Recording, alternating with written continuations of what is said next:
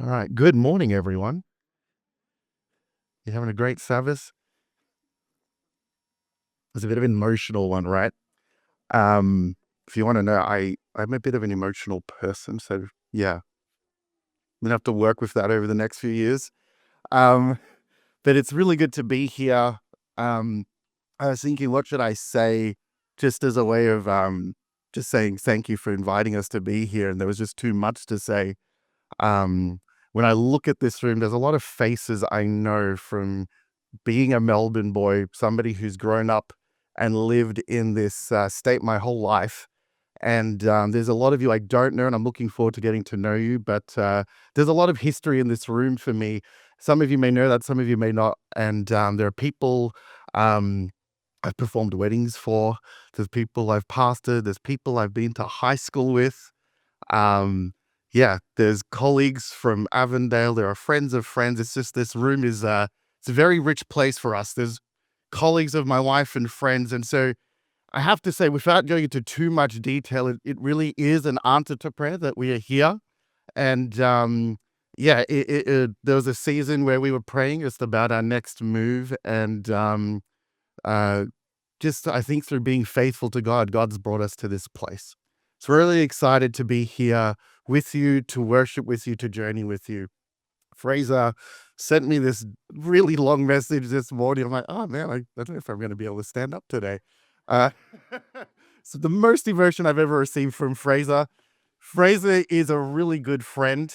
Um, we have a WhatsApp group with the Cattons. They probably expected this to be mentioned. It's called the Catton Followers because since I've started in ministry, I've pretty much followed Fraser to, I'd say, 70% of the churches he's pastored. And this is the next one. It's really good to have Fraser and Julie still a part of the community. I was like, you guys aren't leaving. I like, no, we plan to stay. I'm like, this is awesome. I'm not sure if I'm allowed to say this in church, but forgive my phrasing if this is a little bit awkward. There's been a bit of a love triangle, um, where Fraser has gone on to be the ministerial secretary. The ministerial secretary's gone to Pastor Pakenham, and the pastor of Pakenham come to Bert. So there's been this lovely little closed loop movement, and it just really seems God's moved us three men to be these places for the times we are in right now. Um, my name's Ryan Vito. In case you didn't know, um, I'm going to share a message, and I was actually asking Justin, who was our former ministerial secretary, now the pastor of Pakenham. I'm like, oh man, I don't know what should I share on this Sabbath, and he goes, you're dating them. They need to get to know you. And I said, Johnson, I think this is a little bit more of an arranged marriage. Uh, I'm not sure how this is going to fly, but let's try and woo this arranged marriage. Let's see how we go. So like I said, I'm a Melbourne boy. I've lived here my whole life, bar the first year of my life. And if you look at me like, where's he from? Some of you know, some of you don't know. I come from this beautiful little, not even a speck on the map. The speck that you see, it's actually too big. Geographers do that so you can see where I come from. I come from a small group of islands called the Seychelles. There's a few of you I know who've been blessed to go there. It's been a blessing, right? It was a blessing. And that's where I come from. It's this tiny place.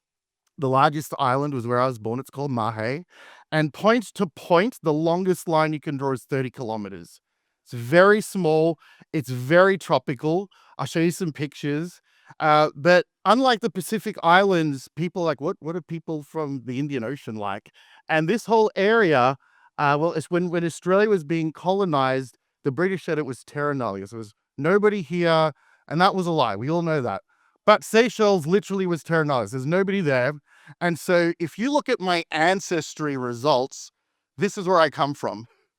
Um, it's literally all over the place. Sorry for my South American people. There is no Latino there, no Spanish. I wish I could say there was. But yeah, when you're from the Seychelles, it's literally a melting pot of cultures.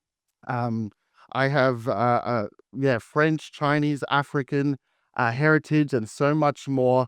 And people from the Seychelles, we're called Creole. We're a French mix. and we speak a language called Creole. I don't, but my parents do, and that's where I'm from. But I came here when I was very young.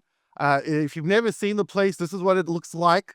Okay, it's literally paradise, and yeah, about a little over yeah, almost 40 years now.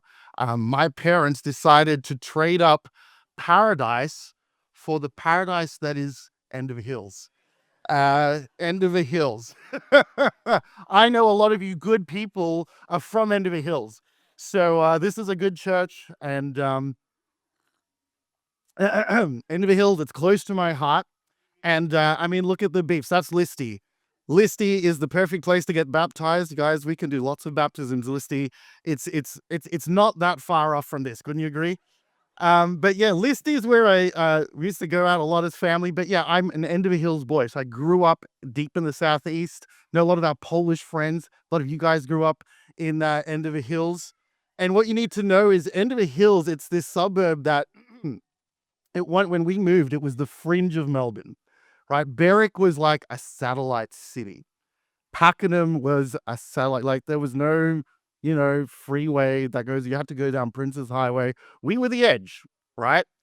And that was home. That was been home for most of my whole life, actually. And I love that place. It's I like to say it's where the great dividing range begins. Uh, yes, you claim that, Mrs. Stick. It's where the great dividing range begins. Now, growing up in End of the Hills, growing up in the southeastern suburbs of Melbourne, it was good, but it wasn't without its challenges, without its difficulties. As many of the faces in this room would know, being an immigrant, it's an interesting time. When you're an immigrant, you are sort of saying goodbye to one culture, and you're trying to assimilate to a new culture. And with that came the pressures of being a family from the Seychelles. You see, when you're from the Seychelles, like many of you guys, you come from cultures where actually to be of that country is to also be Catholic. And for me, to be from the Seychelles, you're meant to be Catholic. My mum is a second generation Seventh day Adventist. Her father left the Catholic Church on his own. It was a really tough time, but she married a Catholic man. And with that, their marriage experienced so much strain, so much pressure.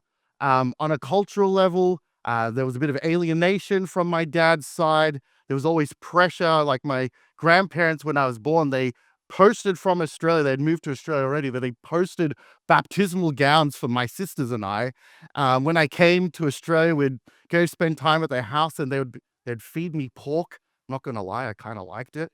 Uh, but they would try to undermine what my mum was teaching us.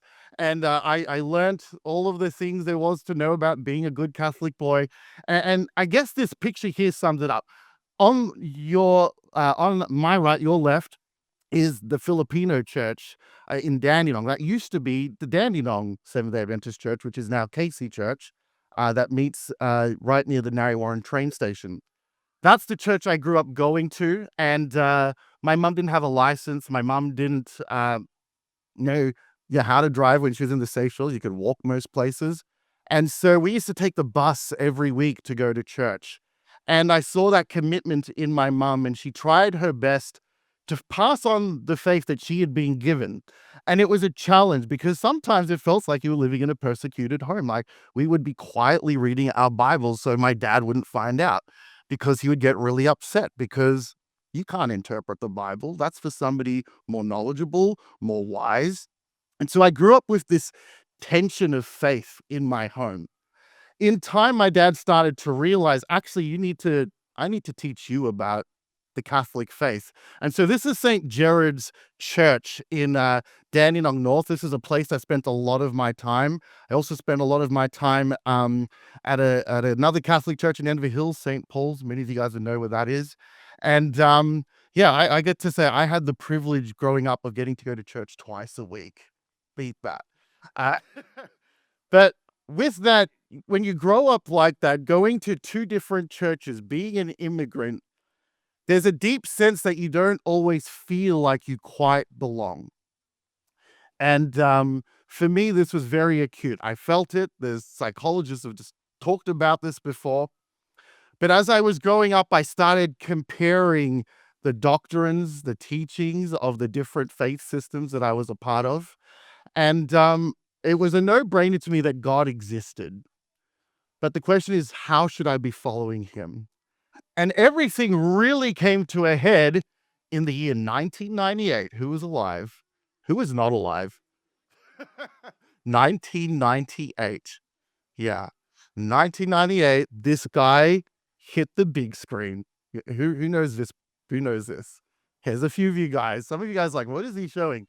So my church, little church, we got really excited because this guy, Dwight Nelson, over here, um, he was going to do this satellite evangelism series, and everyone, this is exciting. We're going to use the internet to reach people for Jesus. And mom, being the good mom that she was, she dragged us to pretty much every one of those sessions. There were loads of them. And I have to say, it was during those meetings at the very, very last, Doug Batchelor, he's over there in America, he's making this appeal. And every fiber in my being is saying, Ryan, this is the moment you need to choose me. Now, I'm going to say a little bit of my decision to follow after Jesus, if I look back, was a little misguided. It was based in fear. I mean, the year 2000 was coming. And kids, if you were born before the year 2000, everybody was freaking out about the year 2000. Computers were going to melt down and the world was going to implode, and Melbourne was going to turn into Mad Max. Like, it was just mental. And there was a little bit of that, angst on this little 10-year-old kid. I'm like, I need to follow Jesus because if I don't, I'm going to die. I'm going to go to hell. Like, there's just so much that was kind of going on. But that's when I decided to follow Jesus. That moment, it's a bit of a bittersweet moment for me because it happened in this room. This is the Filipino church worshiping in Dandenong Church. And I remember actually having this, it was a weird moment. I'd never had anything like this, but I was praying, I was talking to God in my heart. Everything's telling me, you got to walk down that aisle, Ryan. And I was one of three people. The church had been packed night after night, but only three people walked down the aisle to say they wanted to follow Jesus. They wanted to get baptized. And wouldn't you know, 6 months later, there was about 10 or 15 youth who got baptized, and I wasn't one of them. Yeah. Nobody followed up with me. Nobody goes, hey, Ryan, you've made this decision. Great stuff. We want to support you on your journey. And it was from that moment I really felt that I was not a part of my church. I didn't belong. I had no place there. And it was just a really rough time. I didn't plan for this to get emotional. I tell you, I'm a bit emotional. But it was a really rough time for me. I'd chosen Jesus, but I felt like everybody had ignored this really important decision. Like, for me, I have this little 10-year-old kid. I'm like, if I choose Jesus, my dad's going to disown me. He's going to reject me. What is everybody going to think of me? And I plucked up all this courage, and ultimately nobody noticed. And so for the next few years, I would just sulk at the back of church. I would listen. God was my God, but this was not my church. I wanted to look, I didn't want to just focus on me today because I actually think that's a little weird, but you get to know a little bit about my story, and you'll learn a bit about me over the years we're together. But I mentioned there's this experience that I had, and psychologists describe it as being a third culture kid. You heard of this? And this is the very simple way of explaining it. There is your home culture, and then there is your host culture, and then there is you. And my whole life, I very, very much felt this tension of where I come from and the world that I exist in. And it might seem interesting or a weird thing to share from the outset, but I think being Christians, we all live this experience. You may not be an immigrant to Australia, but the fact that you are a Seventh-day Christian and you live in the world, which is Melbourne, Western Melbourne with all of its things, there is a very real sense that you have at some point in your life felt this tension of, who am I? Where do I belong? Do I belong to the family of faith? Am I an Australian? We just had Australia Day. Where do I fit? I feel like I'm somewhere in the middle. And that's been my experience. I wanted to unpack this experience of what it feels to, go through life at times feeling unwelcomed, particularly in the family of faith. And I wanted to do that by looking at the story of Zacchaeus. Zacchaeus is one of my favorite stories in the Bible. When I was a kid, mom got those little those books. Anybody always have those cassette tapes, and you put them and you play and turn the page, and there was a chime, and there's little Zacchaeus climbing the tree. I loved that story. I always resonated with this guy who feels like he's an outsider, this guy who has to climb up a tree to get a glimpse at Jesus. Now, I am learning, I need to get one of these Bibles, Lonnie, so I can put the page numbers up, but in time we'll get there. But I've got the text for you on the screen today. And just before we get into the story, we need to understand, who is this guy, Zacchaeus? The Bible tells us in Luke's gospel that Jesus has made this firm decision that now it is time for me to head to Jerusalem. And it's this very fascinating thing. And if you're in the discussion groups, you'll see some of those passages. But Luke makes it clear Jesus knows intrinsically that it's time to go. And so he's making his slow journey towards Jerusalem, towards Calvary, to this imminent point where he will lay down his life for the sins of the world, that he will be their substitute, that he will rise again one day soon and offer this incredible gift. He knows that this is coming. But Luke interjects this story with the story of Zacchaeus. And it's a very interesting thing to do. Why would Luke choose to focus on this guy as Jesus is making his journey to the cross? In fact, Zacchaeus is the final name that Luke will mention that Jesus has a one-on-one encounter with. And so Luke wants you to see, guys, there's something special about this guy that you need to notice. Understanding Zacchaeus helps you understand my mission to the cross. So here we read the passage. It's Luke chapter 18, chapter 19, what page? 902. Page 902, Luke 19. I'm going to start in verse 1. Is it the NLT? What is the NLT? I've got NLT up there. Next time. All right. So let's have a read. Jesus entered Jericho in verse 1 and made his way through the town. There was a man there named Zacchaeus. He was the chief tax collector in the region, and he had become very rich. He tried to get a look at Jesus, but he was too short to see over the crowd. So he ran ahead and climbed a sycamore fig tree beside the road, for Jesus was going to pass that way. It's really a strange scene to just imagine what's going on here.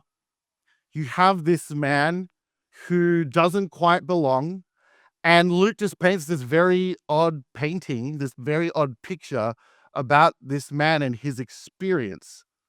What is abundantly clear is that Zacchaeus is a person who experienced exclusion.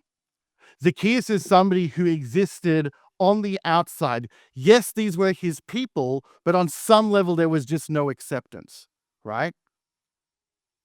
Zacchaeus is excluded because of who he is, what he has done. But the story continues. When Jesus came by, he looked up at Zacchaeus and he called him by name. Zacchaeus, he said, quick, come down. I must be a guest in your home today. Zacchaeus quickly climbed down and took Jesus to his house in great excitement and joy. But the people were displeased. He's gone to be the guest of a notorious sinner, they grumbled.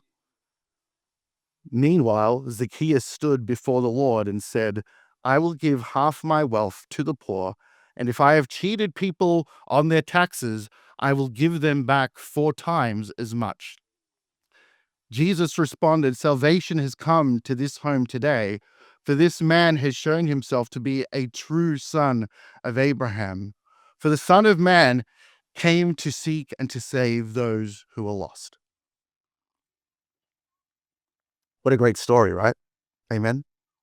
Well, you didn't know that. It's a great story.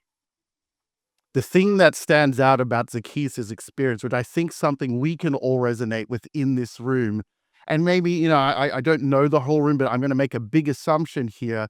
Zacchaeus lacks for nothing. My family came here to lack for nothing. I mean, the Seychelles, it's not poor by any means, but they came here for us to get a better opportunity, and we did get better opportunities. My life, I don't think would have panned out the way it has had I stayed in the Seychelles. But guys, there is a kind of wealth that we all experience, but there's also a poverty I think that we are all too familiar with. Mother Teresa describes it like this: we think sometimes that poverty is only being hungry, naked, and homeless. The poverty of being unwanted, unloved, and uncared for is the greatest poverty. Powerful words. I mean, this lady saw this every day. She saw the poorest people on the planet, and she goes, you know what? They actually have something if they have relationship. If they have community, they're gonna be okay. But if they have nobody, I mean, that's a truly poor person. Have you experienced loneliness? I mean, I don't know if you might be aware of this, but the British government decided to make a minister of loneliness. That's the kind of world we live in. Zacchaeus' experiences is not just unique to him, but it's something that is plaguing our world. It's an epidemic, in fact. Three things stand out about Zacchaeus and why he is being excluded. And I've highlighted them with these fancy colors for you to see. He is the chief tax collector. He's also rich, and you've seen that the word chief there's also in pink. There's a reason for that. And he's also short. Okay. There are so many things that aren't working in Zacchaeus's favor. And I want to unpack these reasons that he's excluded with you this morning, because I think they can give us a glimpse into what it's like for people who want to belong to the family of faith, but often feel like they cannot access it for one reason or another. The first thing we're told is that Zacchaeus, he's a tax collector. Who are the tax collectors that rode to Bethlehem here? Anybody? No one's going to put their hand up. All right. Tax collectors, we know they are not the good guys of the New Testament. In fact, they are often painted as the bad guys, but the bad guys who need to be given a chance, right? Tax collectors are special people. Now, Luke, if you want to understand these three identities, you need to understand what Luke has said about these three different categories so far in his gospel. And so tax collectors, he says, these are bad people. These are people we exclude because of their sin.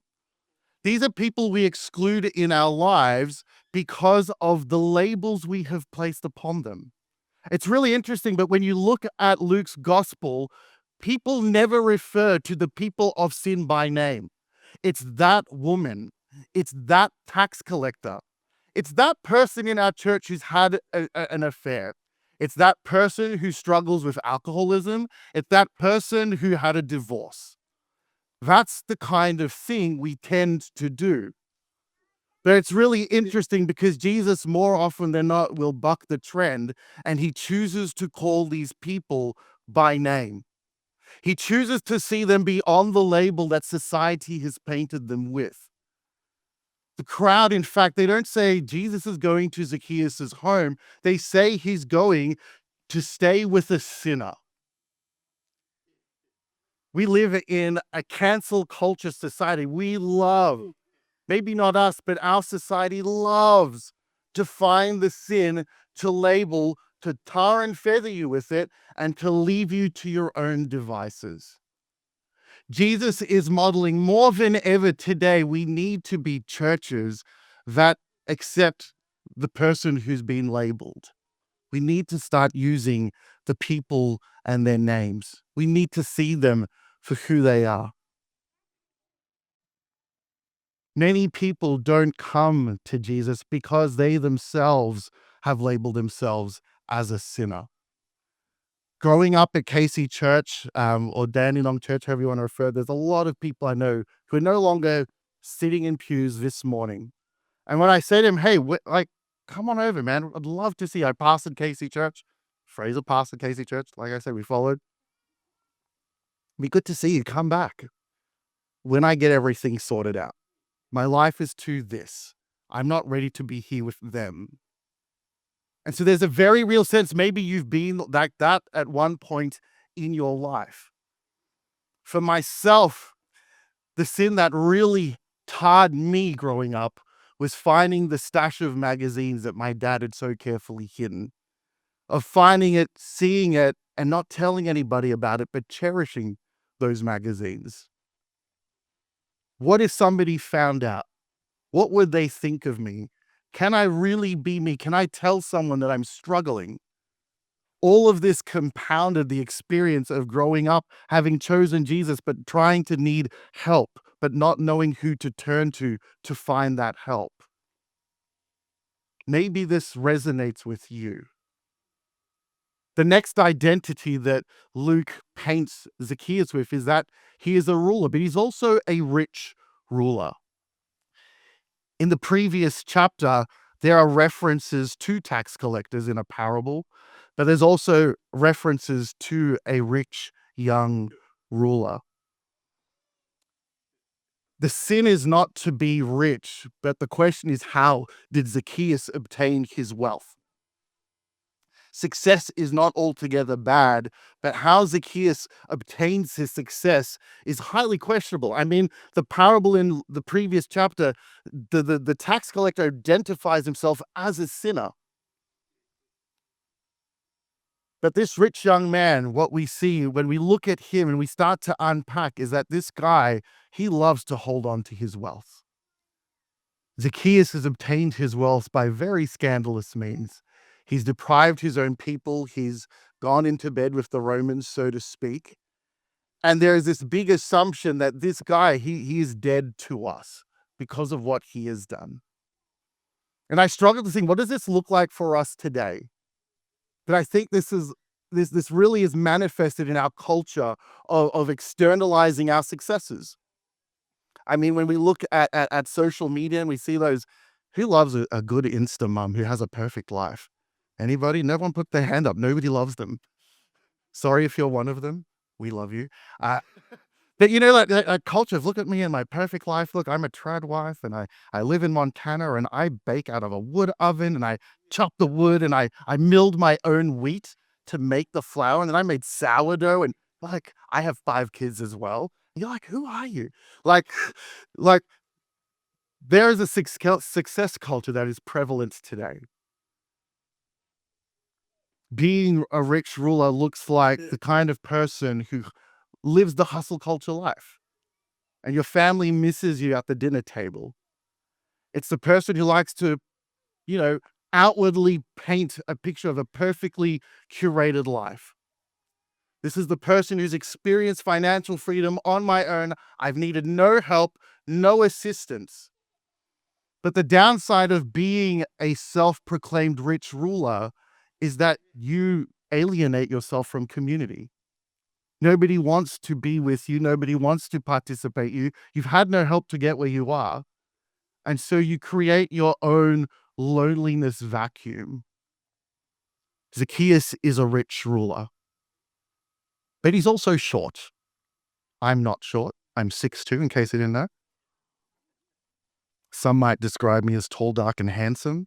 Uh, my wife's rolling her eyes. She's like, we need to go. Uh, but Zacchaeus is short. The Bible literally says he is not able to see because of the crowds. I remember when I was at Avondale studying to do ministry, I'd never know how to say his name. Israel Horton came to the Central Coast. And I know Bird loves his music. You guys love his music, right? I've sung it here many times. Don't tell me you don't love it. He's a good muso. Anyway, he was at this place, and we went. There's a whole bunch of us from Avondale that went, and yeah, usually at a concert, I'm all right. Like I'm usually here with everyone. I'm okay. But this one guy, I won't say his name because I don't want to throw him under the bus, but he was like this compared to me. I mean, this is the stage. I might be where Tomic is, and this guy who's my friend was just here. I spent the whole concert just looking at the back of this guy's head. And I was just like, are you serious? And I was just like, get out. I could not. I could not see Israel. Israel was walking up and down the stage doing this thing, and I was like, I can't see. Like, get out of the way. The reality is, there are moments in our life where people are obstructing our view of Jesus. Now, Zacchaeus has some qualities that also stop him. It's his stature, right? It's his height. He's a short man. In our own lives, this stature, it looks like the things we are born with, the physicality, okay, the container you're in, right? Do you have a chronic illness? Do you have a disability? It could be your race, it could be your ethnicity, it could be your appearance. For some of us, the stature we have, it's the family we grew up in. It's that narrative, it's the trauma we were exposed to. It's living on the wrong side of the tracks. For some of us, it's the fact the stature we have is that we are not neurotypical. We're in my non-neurotypical family. Yeah, honey. I know there's more of you out there. We will rise. Ah, but guys, there are so many things that can hold us back. Could it be the season of life we're in? Are you too young? Are you too old? Zacchaeus shows us that there are things that can hold us back. And so what we can say about Zacchaeus, that this is a guy who's trapped by sin. He's a person who's isolated by his success, and he's somebody who's limited by his stature. These are all reasons why people stop from coming to a place like this. And I'm not saying they have not come here because of that, but this is what the Bible's trying to say to us today. Zacchaeus is somebody who needs help seriously. And the question is there hope for Zacchaeus? Luke wants you to see that this guy is the worst guy. He is the sum composite of every bad person you've read in his book so far. Is there hope for Zacchaeus? And the good answer is yes, there is.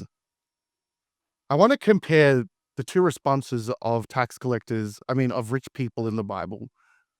In Luke 18, the rich young ruler, he asks Jesus this question, what do I need to do to be saved? But Zacchaeus, we're told, if you read the LEB translation, and many other translations put it this way, Zacchaeus' goal is to simply see Jesus. He was seeking to see. What changed in my life, if you want to get to know me a little bit, was that after that Dwight Nelson series, I was very much, what do I need to do to be saved? And man, that's a pressure to have when you're a 10-year-old kid going through your teens. It's a huge pressure. My parents' marriage started to fall apart when I was about 16, 17. There'd been lots of arguments over the years, but it really took a turn. I was in year 11, year 12. Dad had been unfaithful. Friends were going away to uni and this and that. And I was starting to feel isolated for the very first time. I just read a book, and the book was saying you need to just call out to God. And so 18-year-old Ryan decides one day in the middle of summer to go all stoic. I didn't sleep on my mattress. I didn't eat. I just prayed, and I wanted to seek the presence of Jesus. I needed to see Jesus for myself. And something happened in my room over 3 days. I was just there by myself. I wasn't doing anything. I was just, God, I'm not leaving this room until I feel your presence is with me. After those 3 days, I know I can't explain it, but something shifted over those 3 days. It was not long after that I got a call to ministry from God, and the trajectory of my life forever changed. But it didn't come from me going, God, what do I need to do? It came from me going, God, I just want to see you. I really need to see you because nothing is going right now. Nothing is working. Everybody's leaving. My family's falling apart. Jesus, I really need you. I need you to show up. Have you been there? Zacchaeus, Luke painted, he's going to be successful because he has the right posture. For me, though, the real application of Zacchaeus now is this question: is there hope for the crowd? See, in Luke's gospel, it's the crowd that often block people who want to see Jesus most. In the previous chapter, Bartimaeus wants to see Jesus, but the disciples and the crowd are like, shush. The mothers want to bring their kids to Jesus to be blessed, and the disciples are like, please go away. And Zacchaeus wants to see Jesus, but the people are blocking his view. The challenge that God has placed on my heart is, what kind of a leader am I going to be? I want to read this passage again. When Jesus came by, he looked up Zacchaeus and called him by name. Zacchaeus, he said, quick, come down. I must be a guest in your home today. Zacchaeus quickly climbed down and took Jesus to his house in great excitement and joy. But the people were displeased. He had gone to be the guest of a notorious sinner. They grumbled. The word grumbled Luke uses is the word that he often describes the Pharisees with. And the season of life that I'm in, being a leader of faith communities, God is consistently telling me, Ryan, you've had a Zacchaeus experience, but now the shoe is on the other foot. What kind of a person are you going to be? Are you going to block people's sight to Jesus? Are you going to not let them come and participate? Are you going to tell them this is what you need to do to be saved before you can belong here? I think Luke saves this story. For Luke, it's a no-brainer that the toughest sinner in Jericho, it's no question that he can be saved, but he leaves the door open to, can the crowd be saved? This is one of the preeminent gospel scholars on the Gospel of Luke. His name's Joel Green, but he says salvation in this story isn't just about Zacchaeus getting saved. It is about the community, the crowd being healed of their need to exclude. Jesus is endeavoring to restore the fractured community by forcing them to accept Zacchaeus back as a son of Abraham. Bearwood Church, I want to say thank you for welcoming me and my family to be your next pastor. The sermon, the appeal is, can you help me not be like the crowd? Can you help me not be a kind of leader that will exclude people from this gathering? I know good things about this church because Fraser and I, we talk about you a lot. You guys are good people, but it's so easy to drift into being the crowd. It doesn't matter whether you're liberal or conservative theologically. Liberals just have less rules to follow than the conservatives. The question is, will we block people to see Jesus? Jesus says salvation has come to this home today for this man who's shown himself to be a true son of Abraham. For the Son of Man came to seek and save those who are lost. And Luke never says anything else about the crowd. And so when you look at this picture, who do you see jumping out at you? Do you feel like you resonate with the crowd and the experience of them blocking? Do you feel like a Zacchaeus, somebody who's been struggling to see Jesus and has just needed a helping hand? I hope to be here many years with you all. And I need people to be a friendly crowd to my kids when they drop the ball, because they are going to drop the ball. My son's pretty loud. I'm going to need help to be the kind of father that's not going to be blocking his view to Jesus. I'm going to need your help to do that. Fathers who've walked the walk. When we have tough issues at church over who knows what, the next big, pop culture issue, I'm going to need wisdom on how do we navigate this church family? How do we look like Jesus together? How do we be a crowd but doesn't look at a man up a tree, but embraces? I mean, this is a tightrope, right?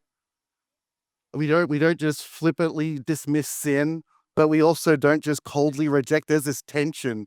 And more than ever, the church is being asked to wrestle with things that the Bible never spoke about. I'm going to need your help. And my appeal is that you would pray for my family, you'd pray for me, you'd pray for our pastoral team as we continue to lead. We are kingdom people, amen. We are kingdom people. And our mission is to expand the borders of that kingdom. And my hope, friends, is that we can do that together.